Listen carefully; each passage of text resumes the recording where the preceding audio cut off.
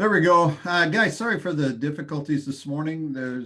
I had trouble getting into the room. I was in, but I guess I wasn't being spotted after having a little trouble getting in, but I'm here.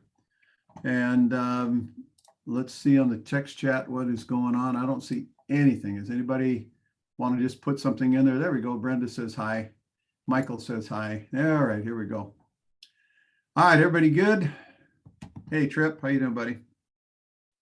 Guys, one thing that I hate, it's a pet peeve of mine, is if I ever disappoint anybody, people I care about. And I'm facing one of those situations this morning. I'm going to be a little disappointing here to you, but let's start with an explanation. I have had three kind of disasters this week. I've had two tragic passings of a dear friend, a grandmother, and my absolute best friend in the whole world, just in the last couple of days. And I've had a lot of distractions. And this morning I got up to talking with my daughter who got lost up in the mountains up in California and was driving on a road that had a sheer drop off on one side and a sheer drop off on the other side, and a bunch of garbage and homeless looking encampment kind of things. And she's up in the mountains, and I'm scared to death of what she might have been running into up in there. And so we spent about an hour. Anyway, by the time I got through with that and some other things that are going on with the funerals that are being planned and happening tomorrow, by the way, that fast, I completely lost track of my morning. And Cindy, my wife, says, hey, aren't you supposed to be teaching a class? I said, is today Friday? I mean, that's literally where my head was. And she said, yeah. And I went, oh my gosh. So I apologize. I am not prepared like I normally would be for you guys. And that bothers the heck out of me. So my apologies for how much money you had to pay for this class. And I want to take you through, but my slides, I never finished the slides. So I want to take you through the message, and I don't know how long it'll last without having all the supporting materials, but it's an important message. And so if we can get through this and you get something out of it, I'm happy. I really am. If we can salvage something here. So if you'll all be patient, let's see if we can salvage something and get the intent of what I wanted to share with you today. Fair enough? Brenda, sorry for your loss, troubles. Yeah, thank you. I mean, we're a strong family of faith. My mourning didn't really take very long. My grandmother lived a long, healthy life, and my friend, who was only 53, it's a total tragedy. And the thing is, they think it was an aortic embolism, which means that when he went to bed, and at 11 o'clock, his wife noticed he wasn't breathing. He probably never felt a thing. It just something burst, and it was over. And so maybe it's too soon for this, but somebody once said, I want to die quietly, peacefully in my sleep, and not like the other screaming, raving lunatics in the car that were with him as it went over the cliff. That's always been humorous to me, but my friend, I mean, it's, that, I guess that's a nice way to go. You just fall asleep and you don't wake up. But his wife is a wonderful person. She's struggling with this, and he leaves a couple of daughters behind. But 53, man, that's too young. But the good thing is he was a wonderful, happy person, and I celebrate the fact that I'm sure that he's having a wonderful reunion on the other side with a bunch of people that are excited to see him, as well as my grandmother. So there you go. Enough of that. No more excuses. Let's just let's carry on. Thanks everybody for your well wishes. Okay.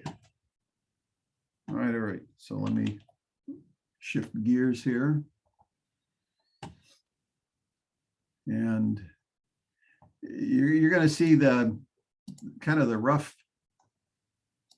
development. This is, like I say, I had this all laid out, and I had laid out the title on the slides. I just didn't have a chance to move all my supporting materials in and finish the slides. So again, apologies, but, and I'm going to try,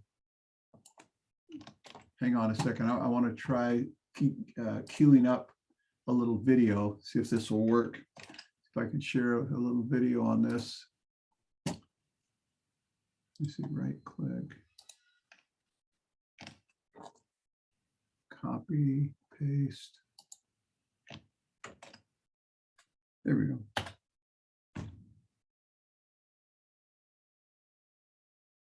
Let's see if this will bring up what I'm looking for. If this doesn't work, it's not that big a deal, but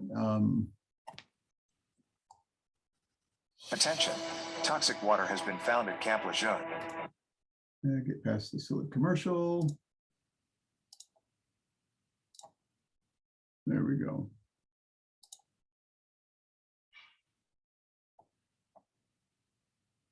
Okay, so actually,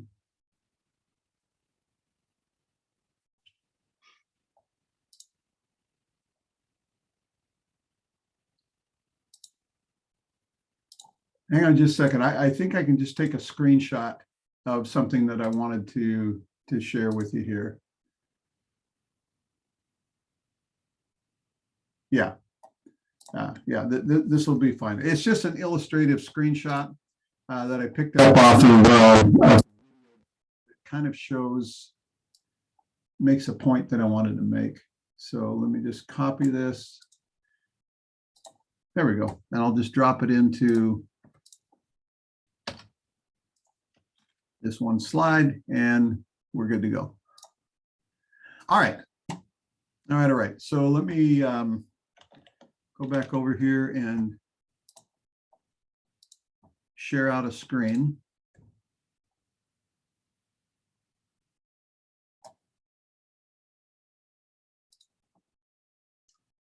And we're going to go right here.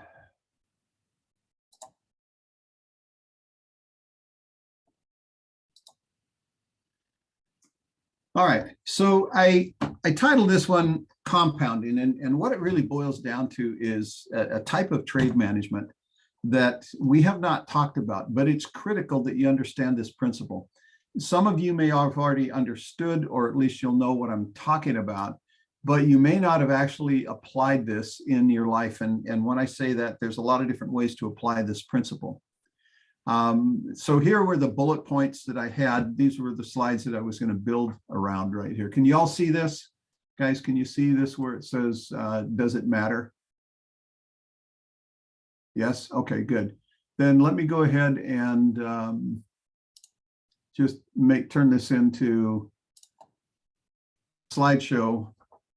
And I'll go back and just remind you that I'll put the good old yield disclaimer up here. And are you seeing the full screen? Are you seeing the presenter screen where it shows another slide off to the side? I can't tell for sure exactly when you're the one you're looking at. So I think I'll do this again. I'll just redo this to make sure that that's the one I want right there. Booyah. All right, so now you should be seeing just, there you go. There you go. Thanks. All right. All right, so here we go. Doesn't matter. Compounding, a study in trade size. This is an element of trade management that has just been touched on, but I want to take this in a little different direction and make sure that you grasp a principle of a certain type of risk. There's a lot of different risks. There's that go into any risk analysis. There's different types of risk. And this is one part of that I think deserves a little bit more in-depth study. All right, so here, let me go through these and then we'll go through them in detail one-on-one. But learn a critical step in managing your trading account. That's what I'm talking about. This is a critical step. And it's the kind of thing where you never see it coming unless somebody points it out to you. It's true. The first thing I wanted to touch on was Warren Buffett and the pinball. And let's see, Warren Buffett's first business. So Warren Buffett had a friend, and back in the day, you know, he's old enough to where back in the day, if you made $2 or $3 or $4 a day, you were doing good. That was an okay wage. Warren Buffett was wind up, and some of you may know this story. It's a fantastic story, but he was very young, and he noticed when he was in the barbershop, which everybody went to a barbershop to get a shave and get a haircut, and it was a big deal. They're not so much anymore. You got sport clips and whatnot, but this was a big deal back in the day. And he would notice that people would come in because they didn't have appointments, and a lot of times they would just sit and wait, look at their cell phone, right? No, they didn't have cell phones. Well, what did they do? Read a newspaper, maybe, and just barbershops, people just hung around there waiting for their turn. So he noticed that, and for some reason he got the idea that maybe he could do something to give him something to do and make a little bit of money. So he had a friend, and between the two of them, they cobbled together $25, and that's a lot of money when you're making just a few dollars a day. But he did, and they cobbled together. They bought an old pinball machine. And they set up this pinball machine in a barbershop, and the barber was willing to let them do it.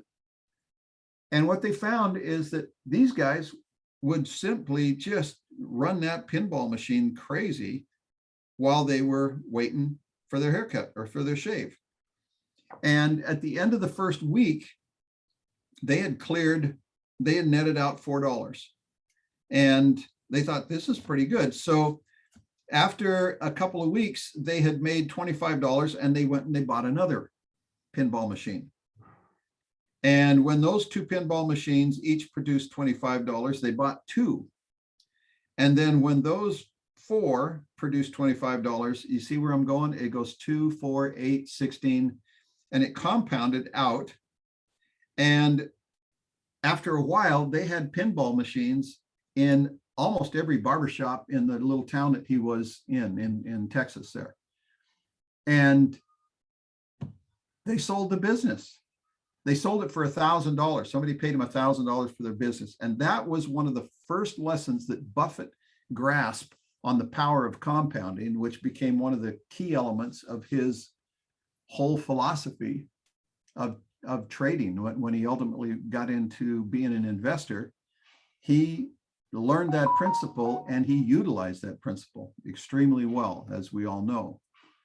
But it had to do with the impact of compounding. And that's the first element. That's the thing that I wanted to start with, was this idea that it's a critical step. And the question is, how do you incorporate that? So I want to introduce to you a principle called sequence of returns. And the sequence of return is something that is fascinating, that I find when I teach this, that most people, they understand it, but they had never thought about it. So without the slide, and I can't really show you the slide that I want to show, unless, well, let me give something a little try here. Whoops.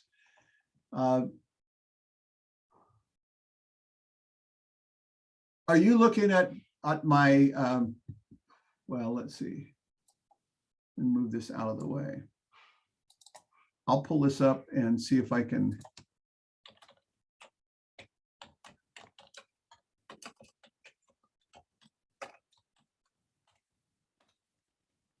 Yes, S&P. So I've taught this in the past by illustrating to people using the S&P 500.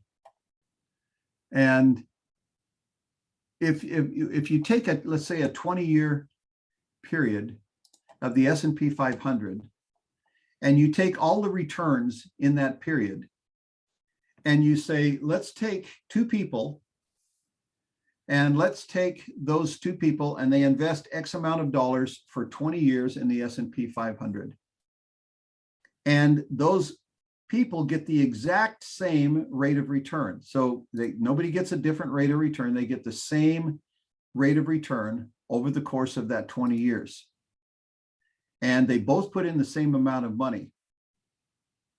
But what you do is you give one person the rate of return in a different order. Okay. So what I'm going to do is share out a different screen. And give you a little illustration here.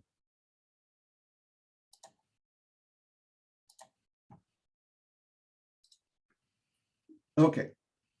So are y'all seeing that it says, what is the sequence of return risk? You see in that slide?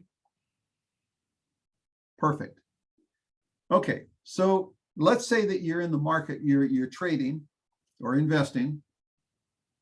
And over here on the left, you have year 1, 2, 3, 4, 5, 6. And in these years, this is the share price, or this is the return of the stock. So let's say you put money in, and over the course of those 6 years, you made $100 one year, 135 the next, 176, 211, 190, and 151.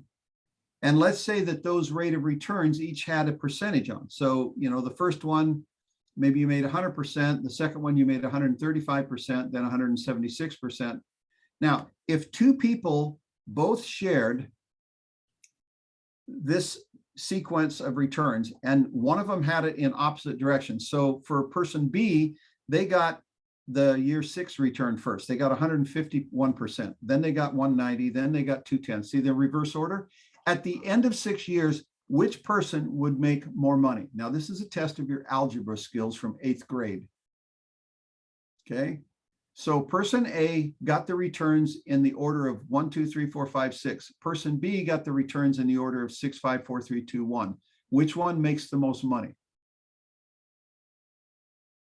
Now, you all think it's a trick because nobody's responding. This is a real fast answer if you remember your 8th grade algebra. But because I complicated it and set it up to which one, you're thinking, okay, how do I don't want to get this wrong. Okay, Michael's got it. It's the same.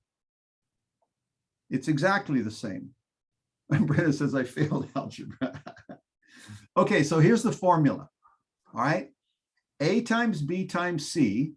So if you have 4 times 8 times 12, it doesn't matter, then I'll pick 3 numbers.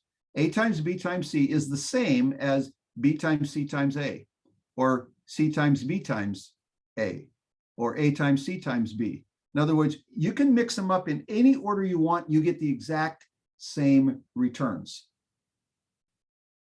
Okay, so it would not matter what the returns are if you're in the market, if you just stay in the market and you're getting the returns over time. It doesn't matter what order.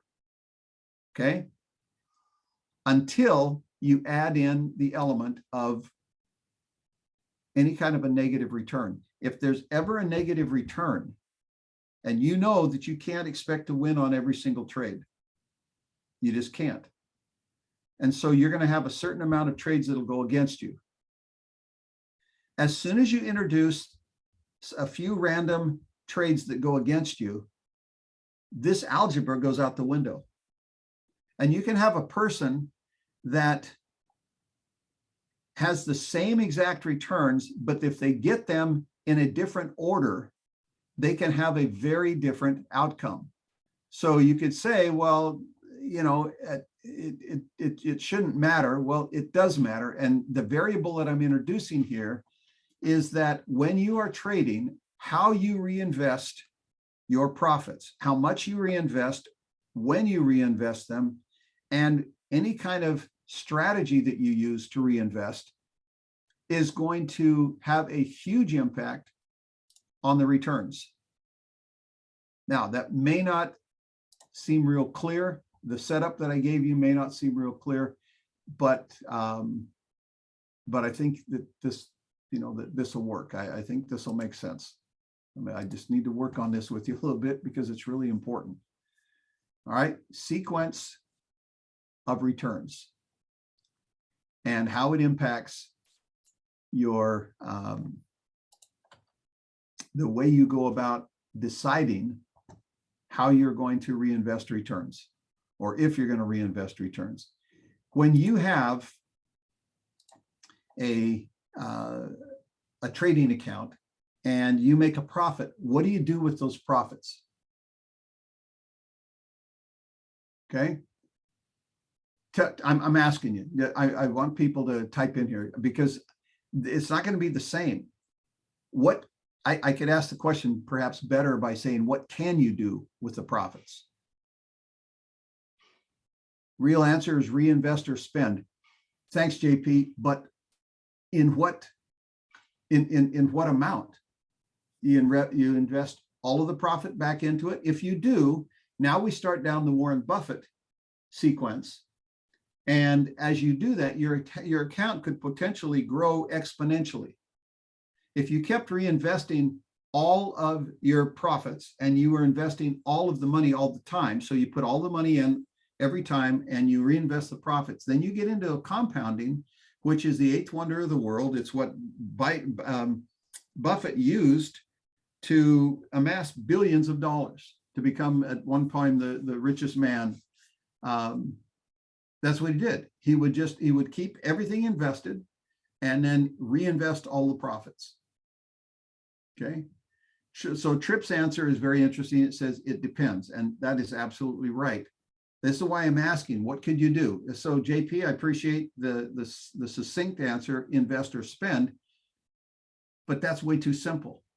How much do you reinvest? How much do you pull out and spend? Do you do a little of both? Do you reinvest at a different rate when the market's going up? You do it at a different rate when the market's going down? The answer is it depends.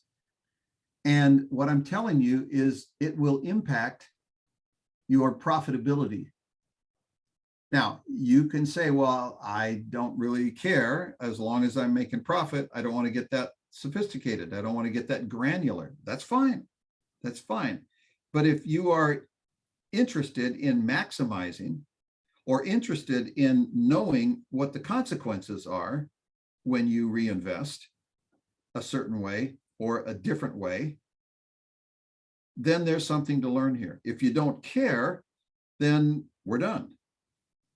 But I want to show you the impact. So perhaps if you haven't thought about it, you may put some thought into how you go about incorporating reinvesting to capitalize on the principle of compounding, which is very real and very powerful. Compounding, guys, essentially, it takes the work out of it to a certain degree. You don't have to work as hard. When your money is working for you, when it is feeding itself, building on itself, growing itself, then that's work that you don't have to do. Guys, if you can save $1, you don't have to go out and earn that dollar a second time. If you lose $1 or you spend $1, you better get something good out of it if you spend it. If you just spend it and didn't get anything out of it, then you've got to go earn that dollar again just to get back where you were. Do you see the consequence? It's kind of a big deal. It's not mandatory that you pay attention to it, but it's kind of a big deal. Okay, so I love the rest of Tripp's answer. I'm going to read it to you guys. If you're not following the text chat, this is priceless. This is because he's a good student and he had a good teacher. just kidding. But he says, I follow my trading plan. Excellent. What's the trading plan? Well, it doesn't really matter as long as you have one. But he said, for my cash flow trading plan, I probably take out a lot more. But for my wealth trading plan, I probably invest a lot more. That's a perfect answer. Now, he could give you detail because when he uses the word probably, that's contradiction to him saying, I follow my trading plan. Because I know Tripp has a trading plan, which means it's already decided how much I'm going to take out or how much I'm going to reinvest. That's part of the trading plan. So I'm not taking his probably literally, but the principle is exactly right. If you're doing cash flow, then you're taking out more money. And hopefully you're doing it on some sort of a schedule, a plan, a trading plan. If you are doing it for your wealth building, then you reinvest, and you reinvest it on a schedule. Okay. So Tripp's follow-up on that, guys, is something it's a phrase that I used often when I was teaching this and other principles, and that's dancing with a gorilla. When you're dancing with a gorilla, you're not leading, okay? You don't get to lead when you're dancing with a gorilla. When you're trading the market, you're dancing with a gorilla. Okay, it's going to determine how much money you make and when. But your trading plan is not dancing with the gorilla. Your trading plan is having the gorilla on a stun gun chain around its neck, where you can push a button and the gorilla follows some rules. That's your trading plan. It doesn't matter what the market does. Your trading plan has a solution for everything that comes up. If this happens, I do this. If this happens, then I do that. If this happens and then that happens, then I do this. That's a trading plan. And there, the market's going to do what it's going to do, but your reaction is sacrosanct. It isn't up to the gorilla. But when you trade the market without a good trading plan, you're dancing with a gorilla. Jeff says, so what determines whether you do wealth versus cash flow? You do. Some people don't do any wealth building. They're simply trading for cash flow. What's wrong with that? Nothing. If that's what they want, nothing. Other people are, all of their investing is long-term because maybe they're close to retirement. They don't want to have very much risk. They've got the cash they need. They're just trying to build their wealth. Well, then it would be a wealth strategy, JP. Okay. Does the type of stock determine that? No, no, no, no. It's what I just said. It's what you're trying to do. What do you want to accomplish? You set up the dance that you want to dance to, but you're dancing with a gorilla. I don't care if it's a waltz or the Watusi. Boy, who knows what that is? It doesn't matter. That's the gorilla. Your trading plan is the rules that you have going into it, including what am I doing this for? What's my objective? That makes sense? Okay, Leslie, I don't know what I do means. I'm sure it was funny. I just missed, I missed the context, sorry. All right. Okay, so trade size as part of risk management. Okay, let's talk about this. I'm going to throw, I'll go down to a slide that says trade size, but it's not going to, there we go. It's going to have a little bit of detail, but here we go. When it comes to trade size, let's have this discussion. Most people, when I say most, let me back up on that. There is a traditional methodology that revolves somewhere around 1% to 2%. This is an investment strategy when you're doing trading in an investment portfolio. And that is that you never let any trade be larger than about 2% of your total portfolio. Is there magic in that? No, no. It's well, let me explain. I'm going to segue. I'm going to loop back to this. Don't worry. But you remember I talked about the sequence of returns, and if you are getting the same sequence of returns,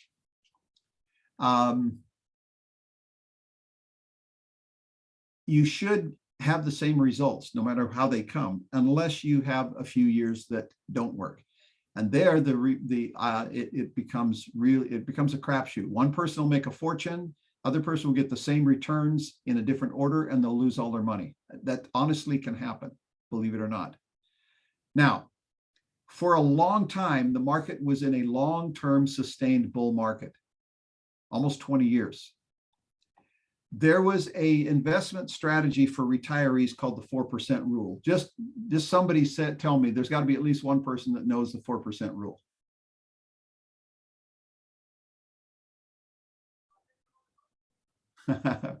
Leslie says, I know the Watusi. But who knows the 4% rule? That simply says if you've got a portfolio and you're ready to retire, that you can draw 4% out of that portfolio every year and you won't lose your money. You'll be able to retire if you can live on 4% per year. You'll be able to do that and you will never draw down your principal. You'll be able to live as long as you want and have the money and still have your nest egg stay the same. Well, the idea is that if you made 4% and you drew out 4%, then you're even. At the end of the year, you got the same amount of money and you got 4%. So if you got $1 million, you draw out $40,000 to supplement your Social Security or whatever. And at the end of a year, you'd still have $1 million. That's a 4% rule. Guys, it became so ubiquitous that everybody just used it. Oh, the 4%, yeah, that's why your retirement strategy. And everybody, didn't matter how smart they were or how dumb they were, everybody knew that's how you did retirement. The problem is that it didn't work. it didn't work. And the reason it didn't work was all you've got to do is have a negative year. So let's say you had $1 million, you drew out 40,000, but you had some losses that year. Well, at the end of the year, you don't have $1 million. Let's say you had $900,000. Okay, so you draw out the same 40,000, which is what you need. And that year you make 4%. Okay, you're still behind because you took out 4% and then you only made 4% on what the money that's left. So the 90,000 minus 40,000, that means you had 860,000. You made 4% on that, but you took out 4% of the original million, you see? And that's where it always got in trouble. And it had to do with the sequence of returns and the fact that there's risk there unless you get the sequence a certain way. And you can't count on that when you're dancing with a gorilla. Okay? So the 4% rule was a nice idea. It never worked. It worked on up years, and it worked as long as the market went up more than 4% in your portfolio every single year and you didn't have any losses. It worked. The problem was over time, it gradually became apparent this didn't work. And then especially in 2001 and 02, people who were using the 4% rule within 5 years were broke. No kidding. There were some people using the 4% rule in retirement who no longer could draw that 40,000 or whatever that number was out of their retirement after 2001 and 02 and 03, or excuse me, 2001 and 02, within 5 years, there were people that were completely bust. Okay. And it had to do with how much they were taking out of their portfolio. So trading account size, let's go back to trading account size. When the idea that I'm only going to trade with 2% of my portfolio, it's a good strategy because it's better than no strategy. But it's not necessarily the best strategy. And the point is this can be back tested. All right, that's the point. And now I'm going to show you, go down, there it is. Nope, hang on a second. How did that happen? Let's go back and bring this back up again. Nope.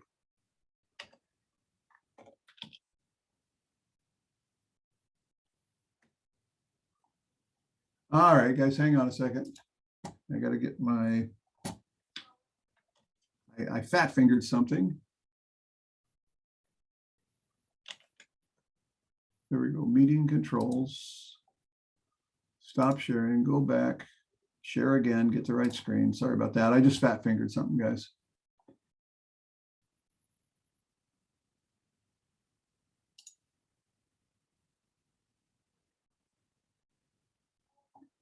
So this is screen 2, 1, 2. It's 1.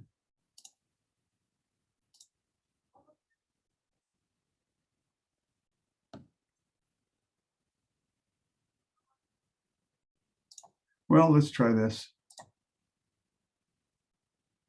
I hate it when I outsmart myself.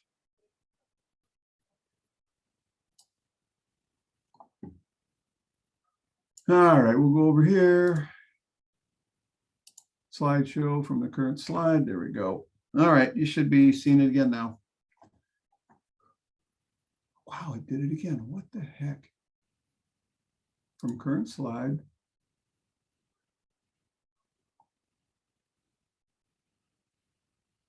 All right, let me make it full size here. And now try it. See if that works.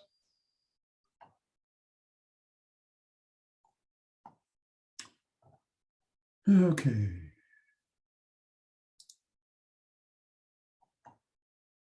There we go. All right. Okay, so now are you looking at a nice, pretty color chart says account 1, account 2?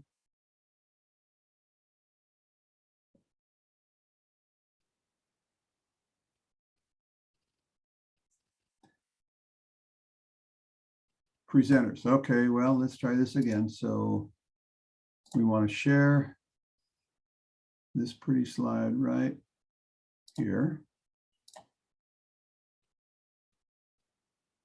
Now tell me that you can see it.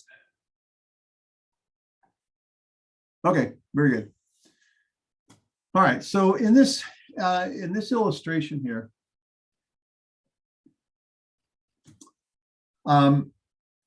this is something that is not that hard to do. And if you're keeping track of your trades, you can go back and do some back testing.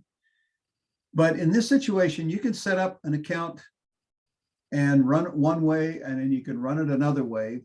And you can set up, in fact, there's little tools you can actually do this on the internet. You can pull them down for free and do it. But you can select a win percentage. So I'm going to set 30% and run 1,000 trades. And what's interesting is you can run scenarios like this, and you can go back over a set of trades and drop them in, and you could say, what would happen if I won 3, or if I made money on 3 out of 10 trades, 30% of the trades, 30%. What happens if I do 40%? What happens if I do 50%? You can also go back through and you can say, what happens if I take out the profit on each one of these trades? Well, if you take out the profit on each one of these trades, then the number of trades that go against you becomes the big bugaboo. Okay. Then you begin to start adding other elements of trade management, which is trade size. And that is, what if I risk 3% of my portfolio on each trade? What if I do, now guys, here's the fact. When people who trade options, let's say you've got a, let's just pick a number, a $10,000 option trading account. Okay.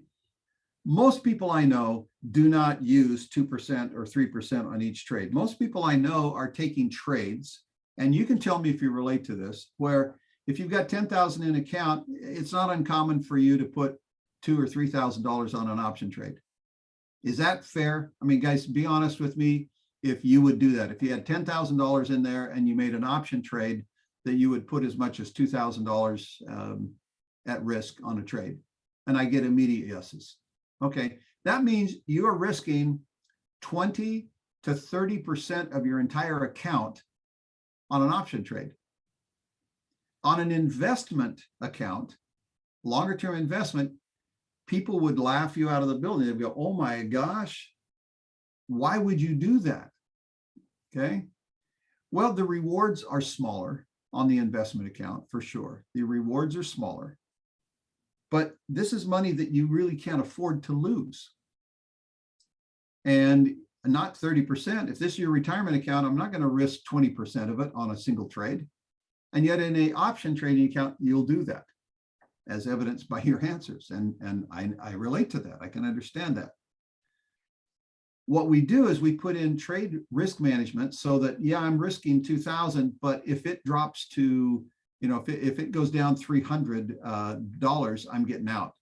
Okay, so now you could do a correlation, say, okay, what is $300 to your $10,000 account? And now you're starting to say, oh, that's 3%.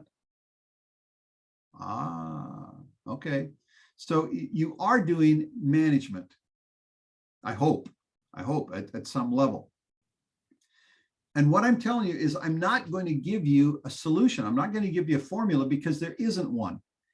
From a mathematics standpoint, I can show you, if you gave me time, I could show you the consequence of every strategy you want to put together. If you said, I'm going to risk no more than 25% on a single option trade of my total, but with my stop in place, I'm limiting that down to X amount of dollars. Well, okay.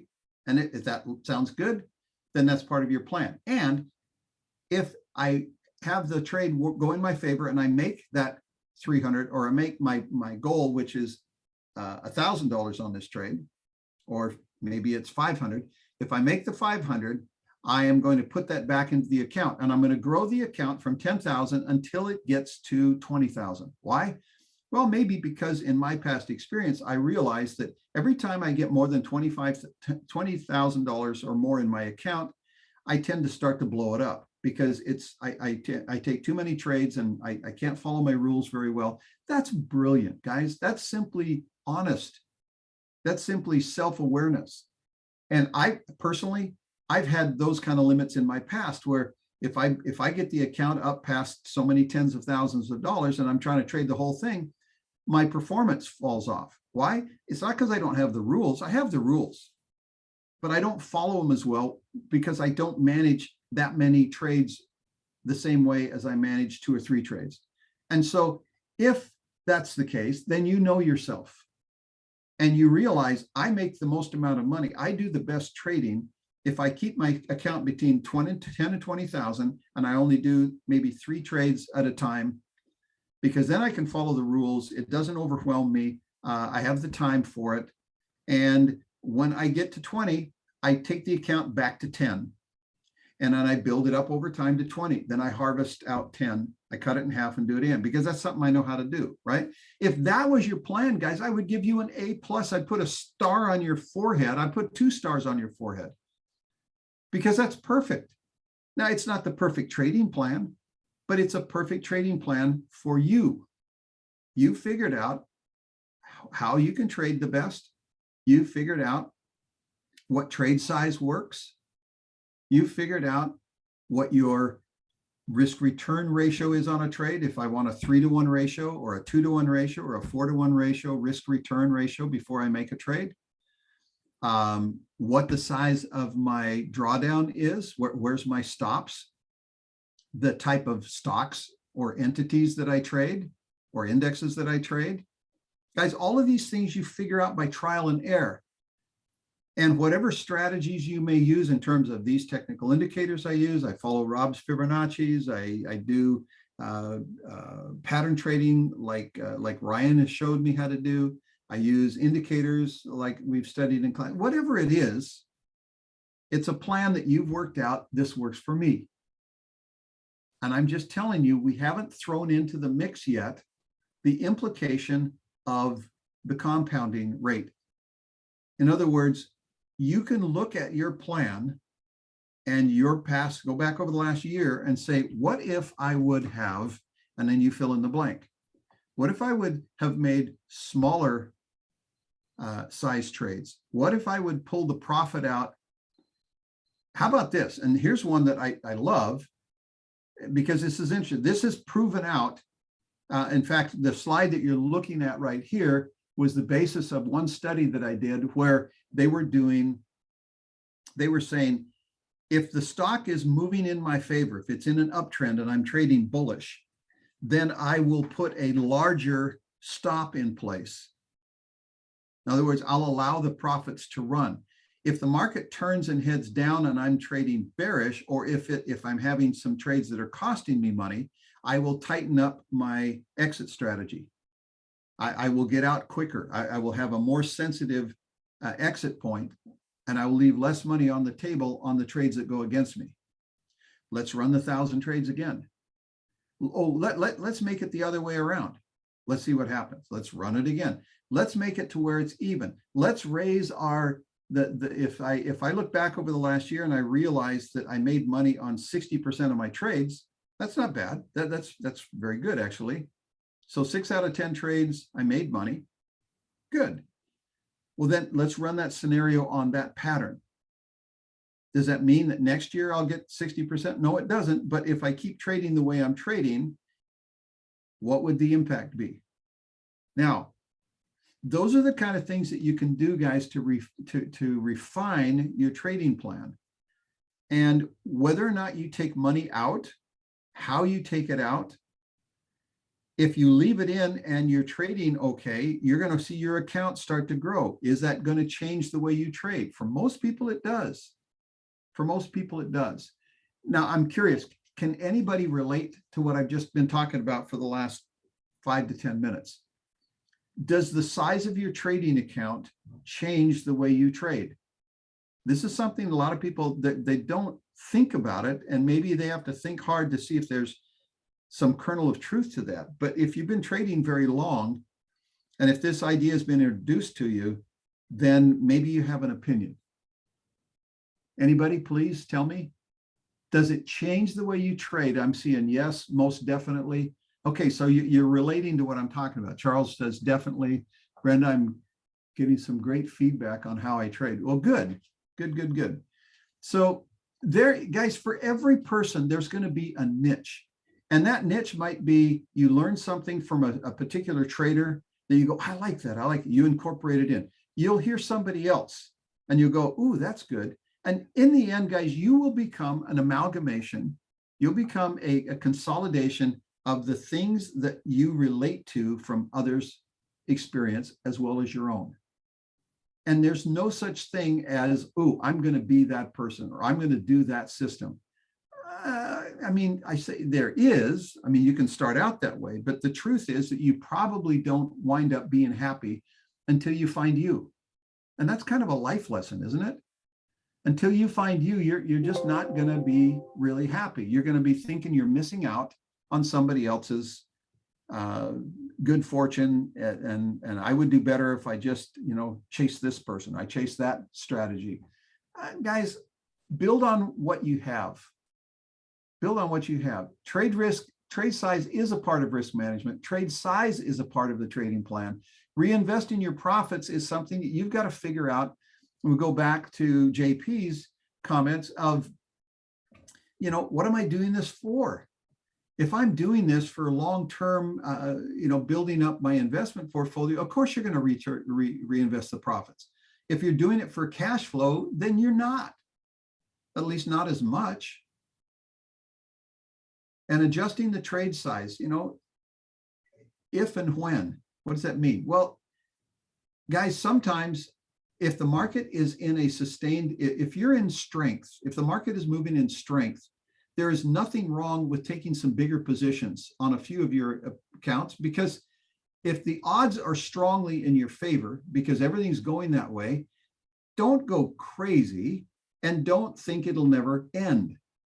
But when the herd is moving, there's nothing wrong with taking advantage of, guys, if you're in a herd, you're safer than if you're with 3 or 4 wildebeests going through some brush in lion-infested territory. But if there's 2,000 of you, you can relax a little bit. As long as I don't get to the outside of the herd, I'm probably okay, right? If the market is moving in your favor, it's okay to adjust trade size. If it starts to get a little sketchy, and maybe you pull back the horns, right? You pull back in, you pay a little more attention, you reduce your risk. And the last question, does it make a difference? Guys, it makes a huge difference. I've run a lot of different scenarios when I was training people. I spent 5.5 years teaching people how to do retirement strategies and how to do risk management at that point in their life. And it was very different than the building up, the acquisition years. And man, does it make a difference? It makes a huge difference depending on what you are trying to accomplish. So I'm going to end with that. I'll tie it back to what JP said. Which one? Well, Tripp says the right answer. It depends. What am I trying to do? Doing aggressive strategies when I'm trying to build up long-term portfolio capital, that's an oxymoron. Okay. It's not going to work well.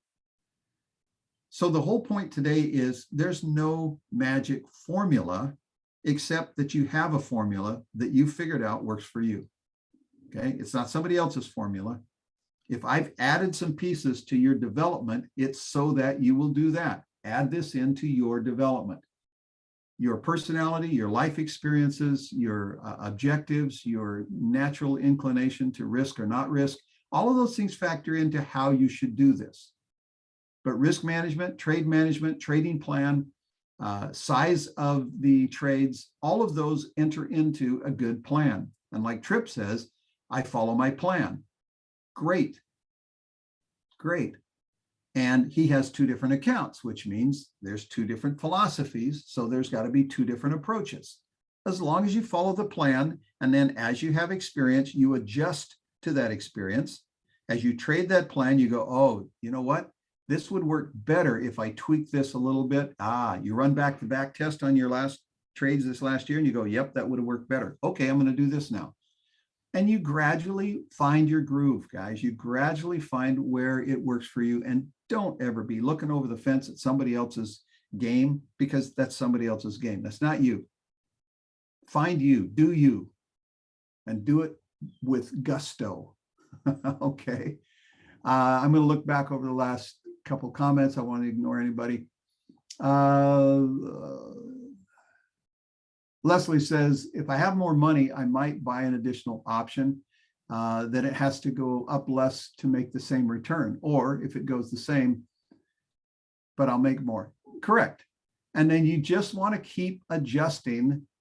And I like the idea of going with the flow. If the momentum is there, do it, but be really careful to be able to rein in, because it can change quickly. And if it starts a little sketchy, back off.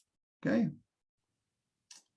Back off. And Brenda, in spite of the trials you are facing today, this was a great and inspiring class, Coach. Well, guys, thanks. We're out of time. I'm not going to read everything, but Brenda, that was about the nicest thing you could have said. I really worried about disappointing today. I didn't put the preparation, the final parts of it. I didn't polish it off like I normally try to do. But given everything, I've got a funeral in 1 hour. I've got a viewing in 2 hours after that. I've got another family thing. Then tomorrow is all day on another one. So the next 2 days are going to be exhausting, but it's a celebration. It's a celebration of 2 lives well lived. My grandmother, 100 years next month. So 99, almost 100 years, extremely well-lived life. My friend goes out at 53, but he went out the top of his game. He went out top of his game. I celebrate both of them. I celebrate both of them. It hit me so hard with my friend's passing, the idea that, guys, your entire life boils down to one day. It's today. That's your entire life. Nobody has a guarantee that you're going to wake up tomorrow, and you can't do a darn thing about yesterday. And just like we can go down to day trading and trading by a 1 minute chart, you could say my whole life boils down to the next minute, the next encounter I have with people, especially if they're idiots. You know, my whole life is going to be determined by, you know, how I handle the next half hour, the next 2 hours, the rest of this day. And living in an attitude of gratitude, being grateful so you don't get confused and disappointed by all the crap that's going on around us in the world, or maybe the things that are going on in your life. There's still lots of things to be thankful for. And I think we live a better life if we can spend more time feeling thankful than getting caught up in the crap. The analogy that we talked about recently about driving, if you keep your eyes down the road, if you don't look at the curbs, you don't hit the curbs. You can swim through the curbs and the mailboxes and all that stuff, as long as you don't take your eyes off the horizon. And for me, that horizon is my faith. It's my understanding of where I came from, why I'm here, and where I'm going. And if I can live in that context and be grateful for the fact that I'm here and the experiences that I'm having, then I can deal with all the rest of it. Fortunately, both of these individuals lived their life that same way. I know how they lived. I know what they felt. And in my mind, I know where they're at. I know what's going on, and I know they're both very happy right now. So I'll leave you with that. Guys, God bless. Have yourself a great holiday weekend coming up, Labor Day. And take care. Charles remembers that my grandmother almost made my grandfather's age. My grandfather was 103. So you're right, Charles, great memory. Great memory. All right, folks, take care. Again, God bless. Bye-bye.